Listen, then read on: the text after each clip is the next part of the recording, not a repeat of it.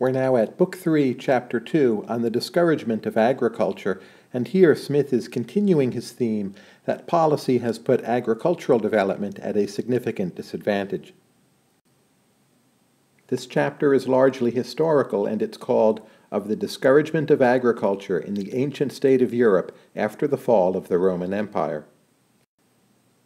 Smith starts by noting that after the fall of the Roman Empire, the invasions of the barbarians interrupted commerce between towns and the countryside, and that this led to the countryside being underdeveloped and also a lot of towns shrinking or disappearing altogether. Smith's discussion will turn more and more toward bad policy toward agriculture. Smith has a quite interesting discussion of slavery, which he considers to be the least profitable way of employing labor, that it looks cheap up front because you only have to feed the slave, but there are not really good incentives for the slave to produce value. Nonetheless, in remarks maybe echoing Hegel much later, Smith notes that people have a natural desire to rule over others, and thus often we tend to have slavery, even when slavery doesn't make economic sense.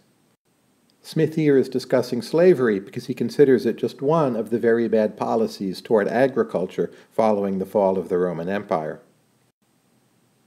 Smith also has a discussion of how historical tenancy arrangements, say ranging through medieval times, basically were inefficient and did not give peasants the proper incentives to create value from the land.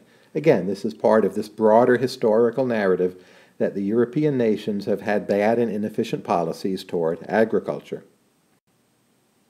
Smith mentions public finance, and he notes that taxes on the land were typically irregular and oppressive, again damaging agricultural growth.